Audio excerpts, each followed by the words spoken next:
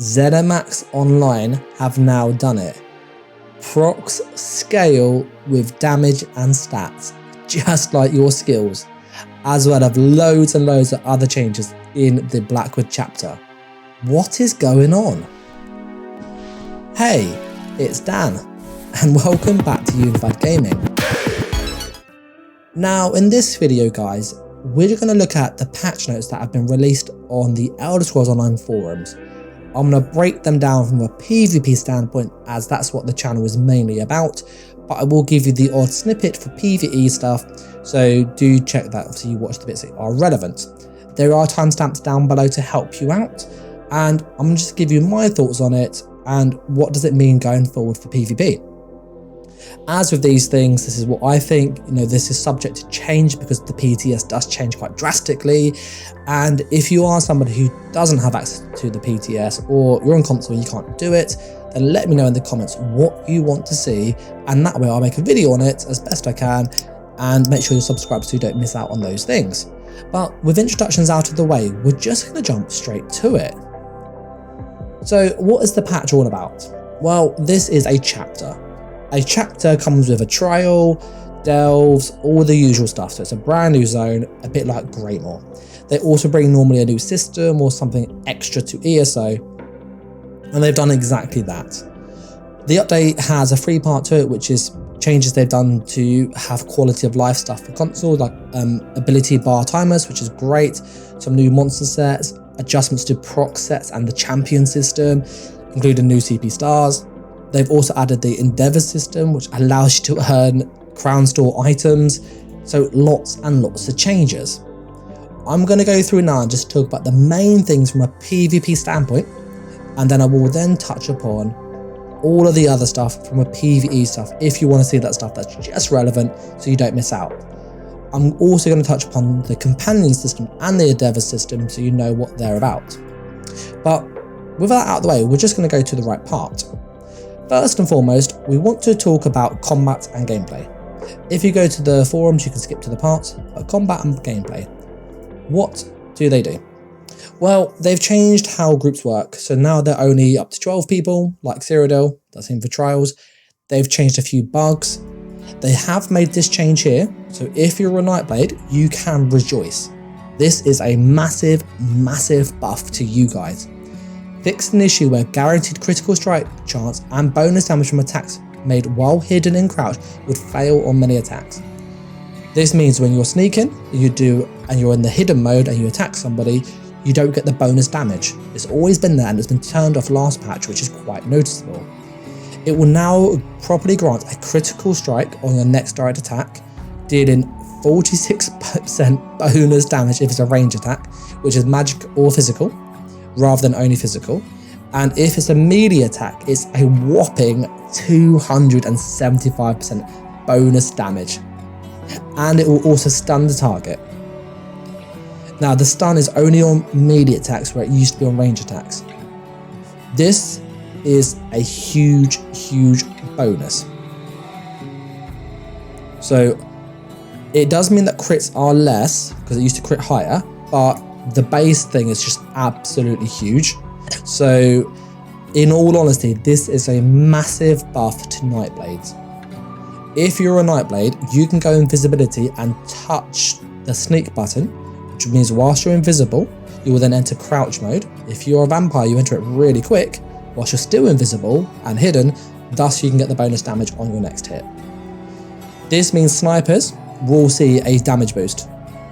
On paper, it's 46% plus some of the other changes, which could go higher. And if you're doing a melee gank, this is 200% plus, which is huge. So you'll be better doing things like cloak, sneak, dizzying swing, and get a massive damage boost on that, or surprise attack, or concealed weapon, or even in cap. So this is a huge buff. I will test this though to see does it work as I expect it to, which I'd be surprised if it doesn't. But if you want to see how that works, do check that you are subscribed because this looks really busted on paper. As with the other stuff in the combat changes, changes to morphs, nothing massive in all honesty, just lots of bug fixes. They fixed some AoE things and just changed the timing so they're less laggy for the server, typical stuff. They've also done this, which is really, really subtle, and I don't think many people will notice this. The Battle Spirit passive now also reduces health recovery by 50%. This is huge. Things like Eternal Vigor, and I know a lot of people go, it's fine. But Eternal Vigor is incredibly strong. It's really, really potent. And you put on things like Eternal Vigor with Alessian, and you have a do not die build, where you get below 50% health, and you have like 3, 4, 5,000 health recovery, which is like having Vigor on automatically at all times, which is crazy. So they have adjusted this and said, look, health recovery is now reduced by 50%, just like heals, just like shields, which makes a lot of sense. So this is now a kind of balance with it, which is great. They've also changed minor magicka steal and lifesteal just to be more performance, so not as laggy, and they've changed a few things with skills. The big thing for Dragon Knights is that Coagulating Blood, which is the heal, is now cheaper. Molten Weapons works for groups properly. Boneyard, this has a slight heal with it, which I think is not really noticeable, but it does heal the person who synergizes, so that's always great. The big nerf is they reduced the Death Knell passive, which gives you extra critical strike chance for things slotted. It's now 4% from 10%, so that's quite a big nerf. If you were a Magic Necromancer, you would have probably 2 or 3 skills, which was a 20 to 30% boost, which is quite huge. Now it's 12% at max, so not as good. They have changed Bone Tyrant, so there's a synergy from this morph that applies vulnerability to people. This can only hit 6 people now, so nothing massive here. Nightblades, they've reduced the heal over time on Dark Cloak by 5%. I don't think that's needed in my opinion, but because Nightblades have no burst steal, so a bit sad to see that personally, but we have to see how it plays. As with Negate Magic, they've changed it so that this ticks every 1 second, but they've increased the damage to offset the damage loss, so it's similar to what it was before, but 1 second damage. Border Lightning, this works more like Spell Wall, so it kind of pulls attacks properly, which currently it was just really strong. It could absorb everything, which it probably shouldn't do, so they've tried to fix this. We need to see how this plays out on the PTS server. Currently we can't test it because it's offline, but I will be testing all of this stuff, so subscribe and stuff and let me know what you want to see. Mage's Fury, they've just done some damage tweaks with the AoE part. As with Templars, they've changed Luminous Shards, which is great. So this morph now restores full resources for the Magicka and stamina granted rather than half of the off stat. So that's, more resources, great. They've changed Eclipse, which is an interesting change. This now gives you the heal based on your max health or spell damage. So if you're a tank, you could actually use this as a heal over time, a bit like Living Trellis from the Warden, and that way you can actually get some heals when people hit you, so quite a nice change. Nova's had a really big buff, guys, which is great. So they've increased the damage on this by around 14%. Big damage boost if you use Solar Prison. And the synergy, when you use it here, did have a target cap, but that's been gone now. So if you synergize this with Harmony on a Necromancer, for example, and Boneyard, you are going to do crazy damage. And it also has the stun and stuff all on it. So this is a phenomenal ultimate for group play when you have a Necromancer or even a tank with Harmony. If you're unaware, when you synergize, the damage that is done on the synergy is based on the person who casted the Nova, not your spell damage. So tanks could run Harmony and synergize and have really good damage with a synergy. So little tip there for those people that didn't know that. As with Restoring Light, they've made it so that you can cleanse it now. So the cleansing ritual you can use when you're affected with a status effect or not to help allies. So nice change there. And the big one I think is great for Templars is they've increased the armor buff. Having played Warden and all the other classes, Warden, Necromancer, Sorcerer, Dragon Knight, all that stuff, their armor buffs are typically 20 plus seconds, but Templars has always been low. So this change has allowed them to be more consistent with other classes. They've also changed the effect of it, where it used to give you bonus armor being inside it. Instead, it gives you a heal over time that's based on your max health. This is phenomenal for tanks. If you're a tank, this is a really good change for you. You could use this and actually sit inside it and block and get healing back. So it helps PvE and it helps PvP. Great change. Channeled Focus, they've also made it so that this morph gives you more duration on the armor buff and it gives you more magicka. This is good for Magicka Templar because they have less armor, so they need that armor buff up higher. So great change. And the Restore and Focus, they've changed this so that it also gives you more healing. So that's again based on your max health, and it gives you stamina back, which works while you block. So again, great, and it's a bit cheaper. So this is a really good tanky one where you can kind of hold your ground, or you could use this as a stamina build and get the stamina back when you're kiting. So really good changes for Templar wise. As with the Warden, they've nerfed the Warden, so they have reduced Arctic Blast, Arctic Wind, Polar Wind, all that stuff by 20%, which is a big nerf, and they've also reduced the heal over time as well. So this is a really needed change because Stamina Warden is ridiculous with the just burst heal with Arctic Wind, or Arctic Blast, sorry. As with Rapid Fire, they fixed the bug, fixed lots of bugs with the skill lines typically. They did change Blade Cloak a little bit and the Deadly Cloak morph, which basically gives you more damage, but you have to be next to them more to get that damage in all honesty. So in PvE, this is a buff. In PvP, it's probably a nerf. They did change the Twin Blade and Blunt passive, and this is also for 2H2, so axes now do more damage, an extra 2% per piece, so obviously an extra 4% total, which is good, it's needed it, because axes were quite bad. They fixed more bugs in all the skills, which you can see there. And then, as we said, they also did the same with the heavier weapon passive, so your critical damage is now 12% rather than 8%. So again, another 4% boost, which means axes are more useful, but I can't see them being, great because critical chance is really low at the moment. And then they fixed an issue with Vampire Undeath, so this now works against ground attacks, which it didn't before, so Wall of Elements would be mitigated against, which it didn't in the past, so a good change. And as with the Undaunted skill line, the Necrotic Orbs, they changed this a little bit, so this now does slightly more damage per hit, but it only ticks every second rather than every half second. So this is a DPS nerf in all honesty, but if you're only getting 2 or 3 hits, this is a buff for you. So for most people in PvE, this is a buff. For PvP, this is a nerf. As with Alliance War, they have made it so that Caltrops now increases the damage done per tick. So it's kind of like Wall of Elements, Arrow Barrage, those ones. So it's 36% damage boost. So it means this is actually quite a good damage skill now. Not the best for PvP, but still really good with lots of benefits. And as with the other changes for combat-wise, they have changed the champion system. So in the past, you needed 2,100 TP to be competitive in the warfare tree. That was kind of the tipping point where you got to kind of maximum efficiency. And for the fitness tree, it was 2,300. Remember, the cap is 3,600. They have now lowered both of those quite considerably to make it more friendly for newer players. So you need 1,560 in the blue CP tree to be competitive, or 1,626 in the fitness tree. So basically, if you're 1,600 CP, you're competitive to people above you, which is a great change. It means you don't need as much XP, and you can get into CP Cyrodiil much quicker than you could before. Having played on PC EU, it's really hard to get into CP Cyrodiil, because there's not enough campaigns and nobody's doing PvP CP Cyrodiil because not everybody's 2,000-3,000 CP. So this will really help fix that. They fixed a few things with the CP, so Fission works.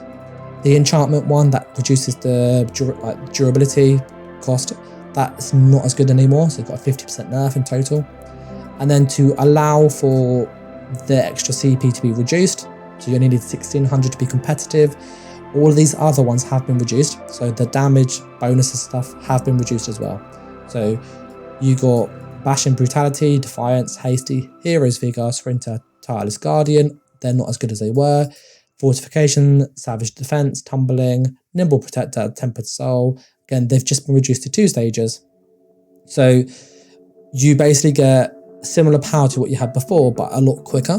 So that just fixes all those issues. They've also added some new stars in the warfare tree.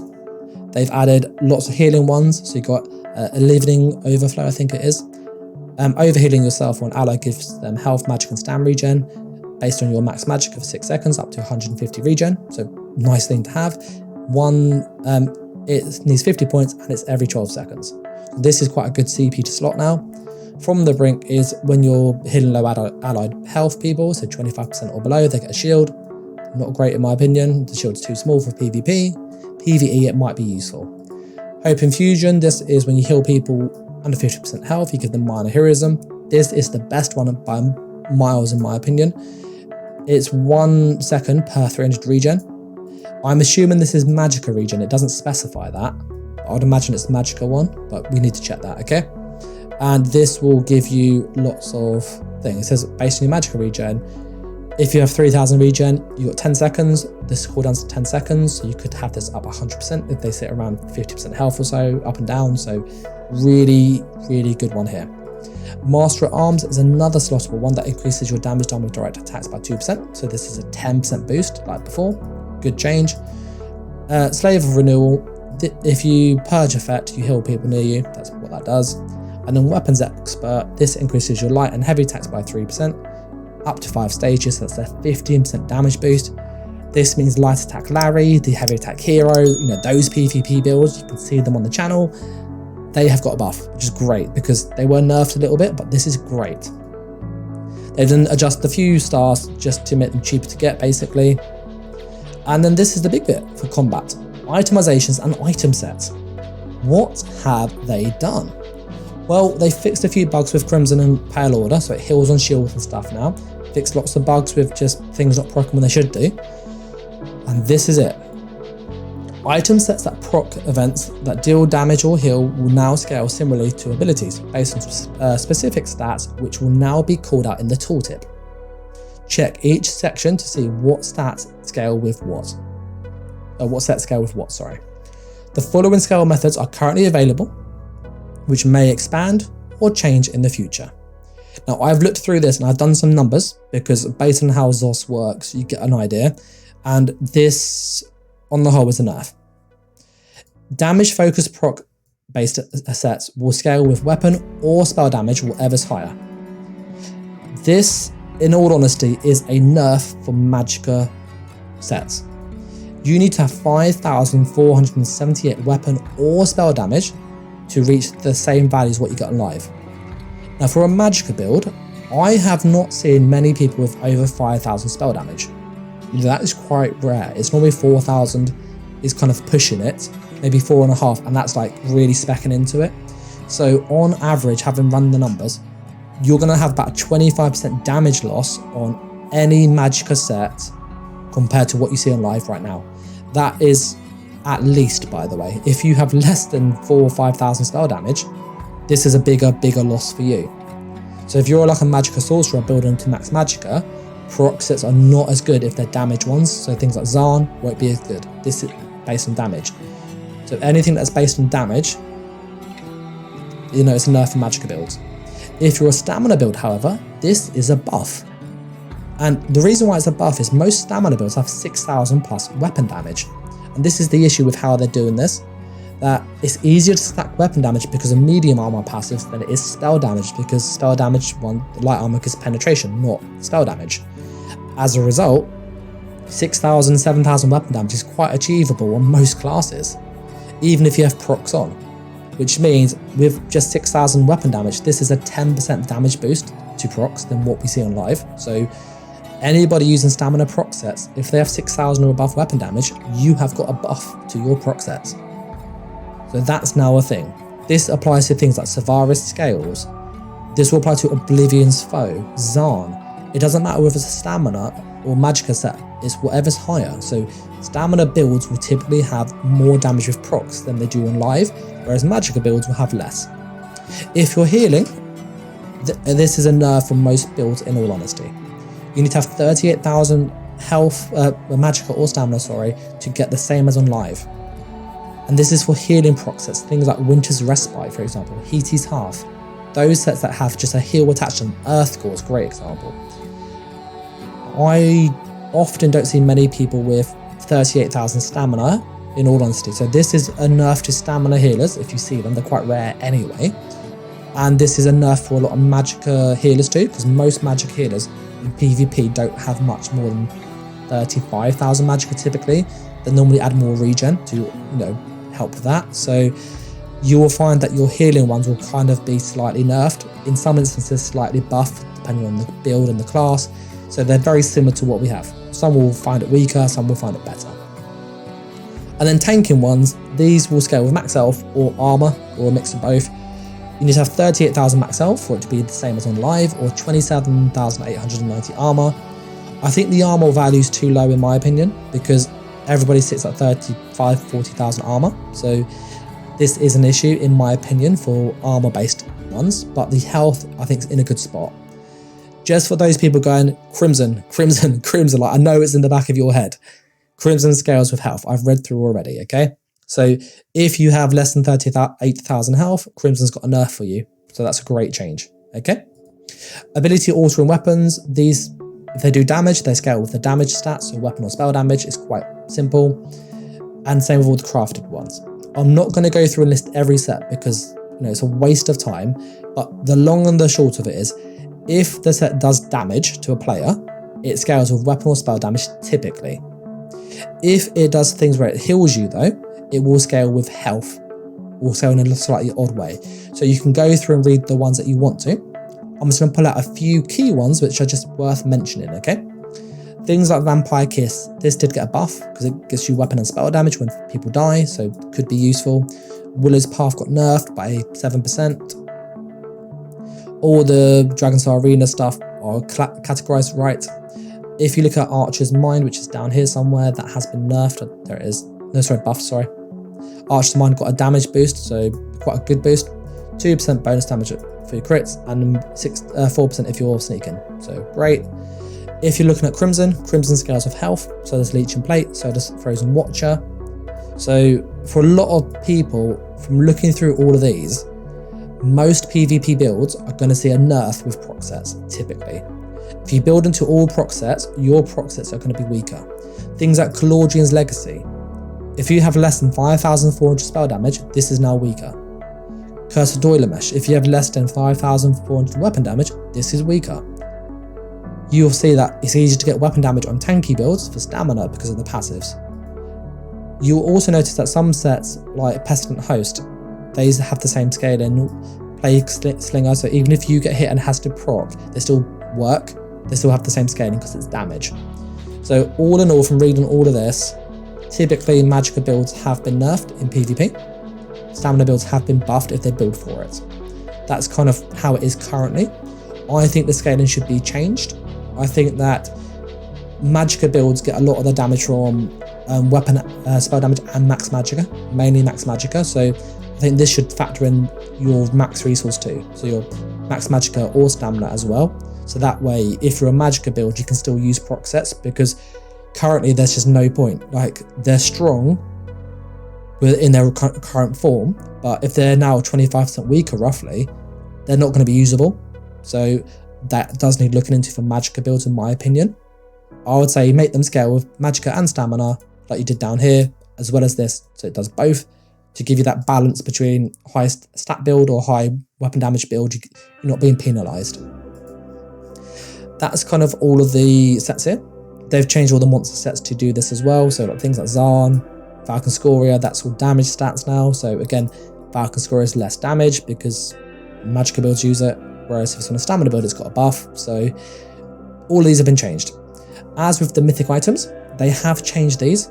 So Bloodlord's Embrace gives you Magicka when you block. This just got a buff. Malakath did get nerf. It used to be 25% and now it's 16. So that's quite a nerf. And you're probably going, well, why would you use it?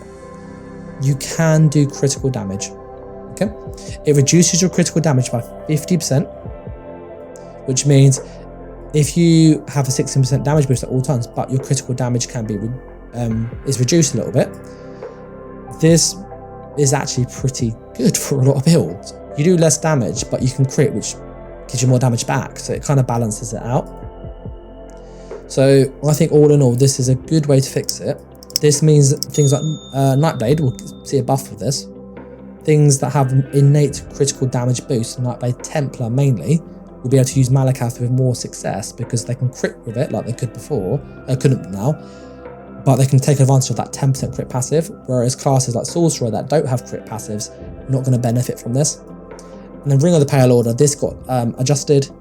It now has more healing, but when there's people in the group, it gets less and less and less. And then down here, they've got some more sets that have been listed. So it's pretty like logical. It makes a lot of sense with what they've changed. They did change Harbinger, I think it's pronounced. This now is 5% rather than 7% basically, so that's a nerf. It kind of needed it, to be honest. But that's all of the kind of sets and how they work. BG wise, they just made a few fixes to Q stuff, some FPS stuff, so typical things. But that is all of the PvP changes for the sets and the proc sets and stuff. We're now going to go through and talk about the chapter and what new sets are coming with the chapter, because it makes a lot of sense. And then what are the features? So in the Blackwood chapter, you will find that they've added new sets, new dolmen type of mechanics, which are the Oblivion portals. So lots of new things that you can obviously see. So we're going to scroll down quickly and just find them. So here they are. We'll read this in a moment for those people curious, but I want to focus on the main content first for the PvP community. So first and foremost, what have they done set-wise? There are overland sets. These are tradable with people. There are trial sets, and there's crafted sets. The overland sets look pretty cool actually. You have Frostbite, which is spell damage, crit, and spell damage. Increase your damage done with frost abilities by 6%, increases your damage done against chilled enemies by 4%, and increase your damage done against enemies afflicted with minor brittle by 2%. If you're a magical warden, this is a good set for you in all honesty on paper. This does need testing, but on paper it looks pretty good. PvP wise, I wouldn't use this. The next set though, which typical for stamina sets, really OP. It's weapon damage, stamina, and 200 weapon damage. So this is 100, 200, 260, plus that 460. So you got 460 weapon damage, plus this 5-piece proc as well. So you basically have New Moon with no downside, plus a proc. Really strong set. This set, when you deal damage with a heavy attack, you cause a kind of noise around you to hit people. So it's a bit like the Frenzied Momentum, you know, the rally one that you can get from the Veteran Hollows. If they are below 50% health, you also do a dot as well. And as it gives you loads of weapon damage, you're easily going to hit the cap.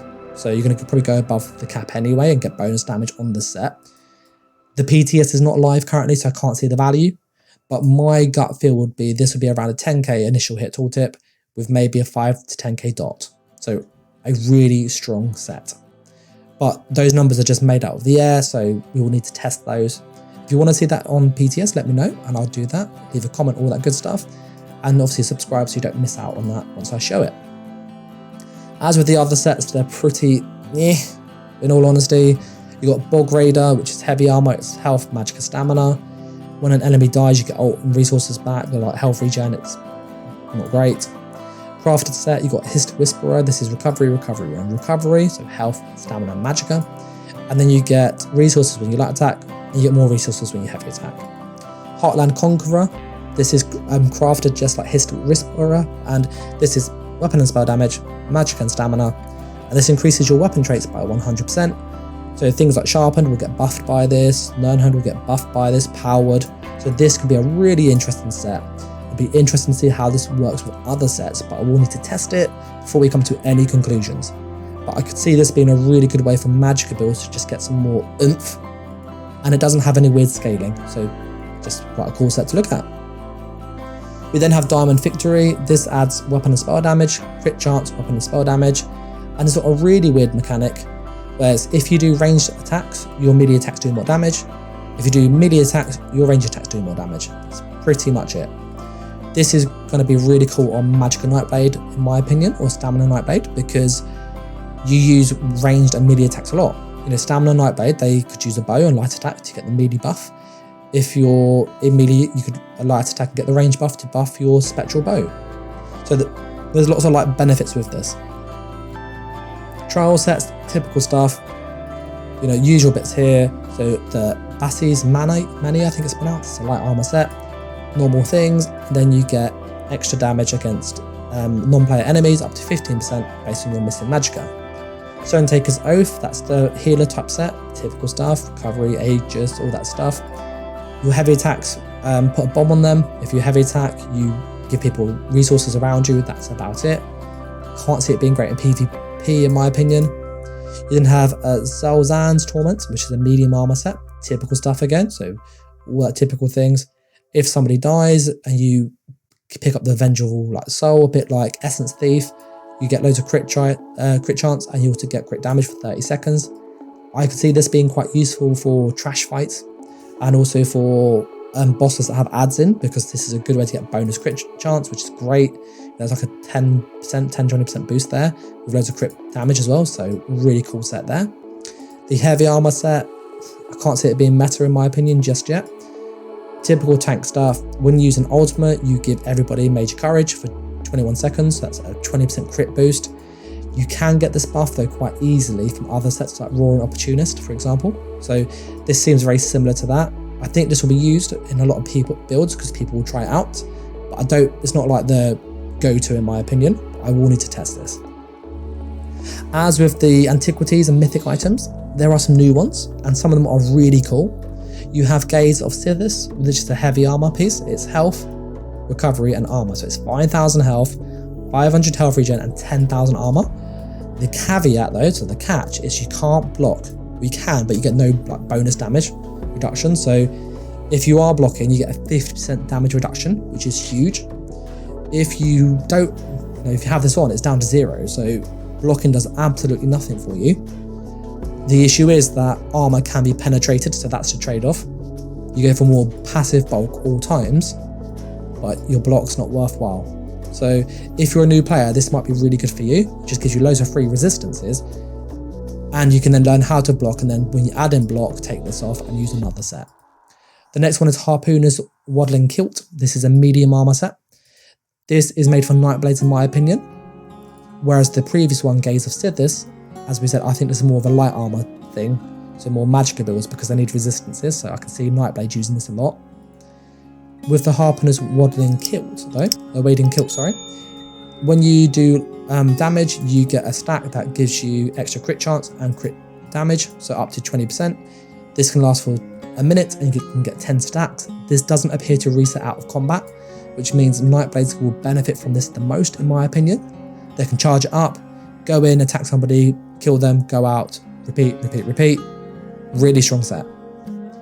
Death Dealer's Feat, this is a ring. This gives you a persistent escalating feat every 2 seconds during combat, up to 10 stacks, which gives you magicka, stamina and health, so you get 1,500 of each resource. I can't see this being used in my opinion. And you then have Shapeshifter's Necklace. This reduces the cost of your transformation abilities by 15%, and once you're transformed, your maximum health, stamina, magic is increased by 1,200. I can't see this being used.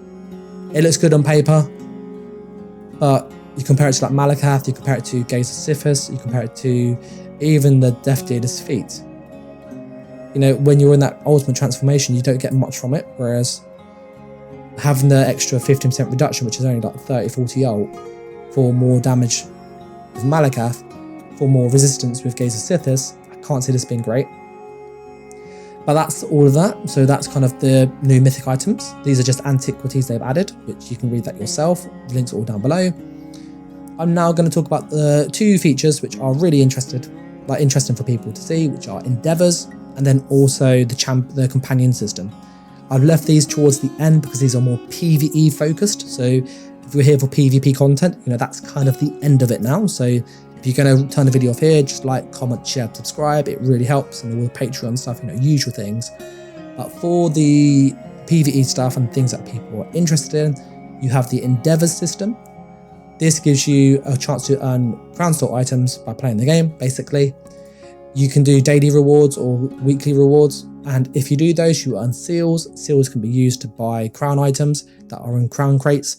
They do cycle with each new crown crate cycle, which are great. So long and the short of it is, this is how you get crown items for free now. They are all account based, and they're all based on each character, like things, so there's no cap to them. You can use them on all characters, it's absolutely fine. So there's no like, this character, it's all account bound. So really good stuff here.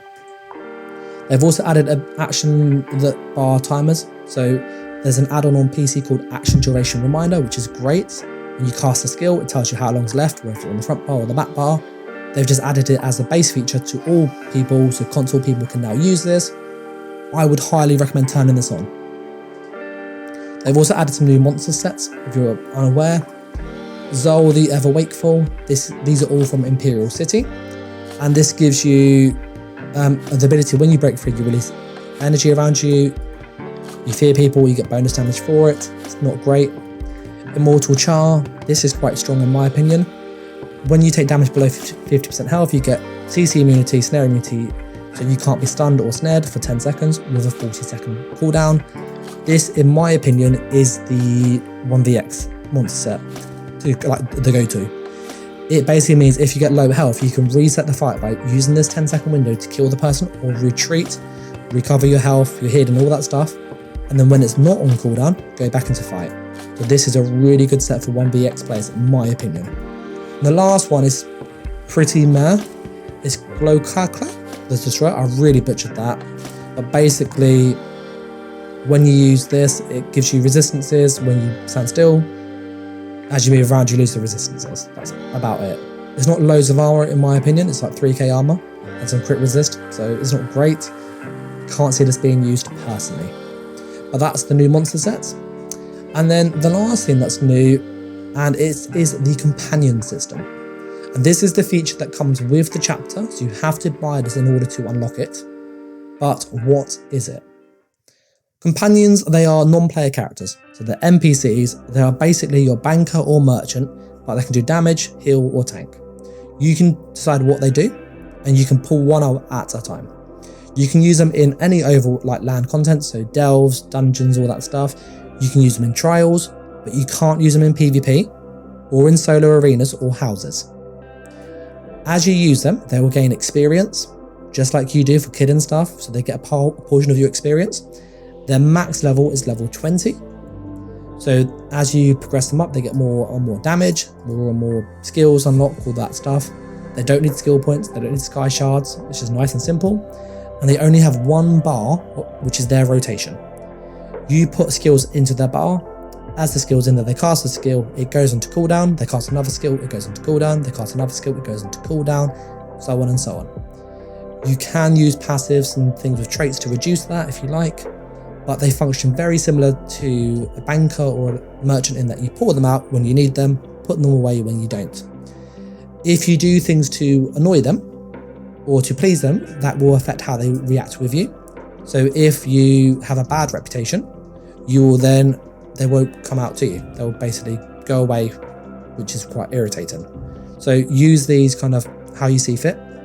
There are two of them as of yet. So you have Bastion, who is based on a Dragonite, and Miri, who is based on a Nightblade. Bastion can be found in Deepscorn Hollow, and Miri can be found in Doomvault Pansy, Pinazan, I think it is. Both of these are in Blackwood, so you need the chapter for them.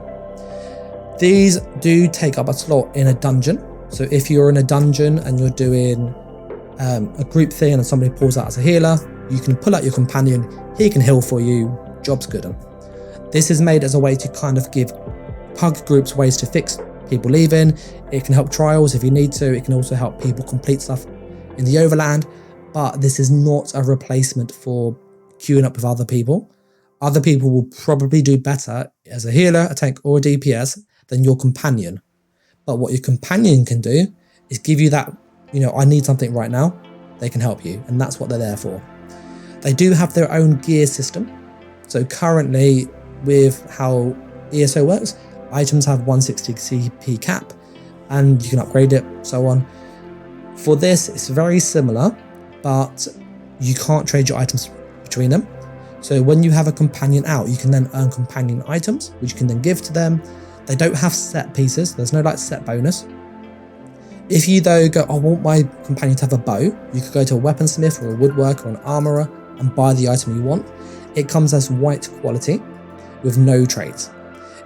If, however, you want to go and have your companions to have their own traits and their armor, which actually has quite cool buffs, you then need to do dungeons and delves and kill bosses. And what will happen is they will drop these items. These items can be tradable, so they come in green, blue, purple. It doesn't say whether you can upgrade them, but I'd imagine you can. and they are from throughout the world, but mainly bosses. The traits that you can get is Quickened, which reduces the cooldown reduction, so their skills can be used more frequently. Prolific, which is ultimate generation. Focus, which is critical strike chance. Shattering, which is penetration. Aggressive, which is damage done. Soothing, which is healing done. Augmented, which is ability buff and debuff duration. That's quite a useful one. Bolstered, reduced damage taken, and Vigorous. As you can see, a lot of these can let you build a role. Vigorous and Bolstered, great for tanks. Soothing and Augmented, great for healers. Aggressive and Shattering, great for DPS, including Focused. Prolific and Quickened are good for all of them. So you can get lots of flexibility with this. As with their skills, how do the skills work? Well, each person is based on a class. So Bastion is based on a Dragonite. All of his kind of core class skills are Dragonite themed. Miri is based on Nightblade. All of hers are based on Nightblade skills, mainly Magicka. She's the Magicka one. They have access to their class skills, their weapon skills, and armor skills. They also have guild skills and racial skills. The racial skills are like passives though, they're not so much skills. With all of these level up as you'd expect. So class skills level up with just getting experience for your companion. Weapon skills level up if they have a weapon on that's appropriate. So equip a bow, they get bow experience. Equip a staff, they get staff experience. Armor skills, they get equipped with having the armor rate on, so this will go quite quick. And guild skills get increased by doing, the quests for their faction. So if you do Fighters Guild stuff, that'll go up. Each one has skills that are very similar to the player, but they have been tweaked to be companion friendly, so just do factor that in. And they don't need to have skill points unlocked, so there's no Sky Shard hunting, no doing dolmens and delves and dungeons and stuff to get what you need. They level it up, they slot it straight away. As with all of this is made to be flexible. It will change though, most likely. The big thing to say with the equipment and with the skill shards and skill lines and all that stuff is it's made to be quite flexible and easy to pick up. So with the armor isn't level bound, so like a level 1 piece could be good when you're level 20, because that's their cap. So it's not like if you pick something up when they're level 3, you go, oh, it's terrible, I have to refarm it. You don't have to. It's made to be convenient. Same with the skill lines. The skill points are all in there. They get a new skill. You can slot it if you like. All of the skills are based on what you would expect, and they do have a rotation that you would see. So based on how you put the skills, depends on their rotation they have. So I can see these being really good healers, because healing, although is important, it's not essential. Whereas I can't see them being, DPS competitive, but they might be good tanks. So these could have some roles for lots of people. But that is the companion system on the whole. The one thing to say is if you want to equip them with armor and stuff, you go to the companion, you talk to them, they have their own menu. So you can obviously pick the menu and stuff, you can adjust the rotations, like there's all of it in the interaction and customization section, which you can read yourself. But that there is the companion system in a nutshell. And that's actually the whole patch in a nutshell on the whole. Loads of changes to PvP. I would like to know what you think of it. Are you excited? Are you worried? Do you think proc sets are nerfed like I do? Maybe I'm wrong. Let me know in the comments. And if there's anything you want to see on the PTS server, go, oh, could you show this? Let me know in the comments and I will go and make a video on it and you can have a look yourself. But I'm going to wrap this video up here as it's long enough as it is. I want to say a massive, massive thank you to Patreons. Your support allows me to make these videos. We're able to buy equipment, microphones, software, PC, towards PC and stuff. So if you want to help me make videos and the channel continue to grow, donate as much or as little as you can. You get access to videos early and support on Discord, all down below. Alternatively, if you want to buy merchandise, there's a link as well. So it's shop.spreadshirt.com/unifiedgaming, and there you can buy our merchandise, and we do get a small commission from that. And if you don't want to do any of that, simply liking, commenting, sharing, and subscribing really, really helps. But I'm going to wrap this video up here. So thanks for watching, guys. Take care, and bye.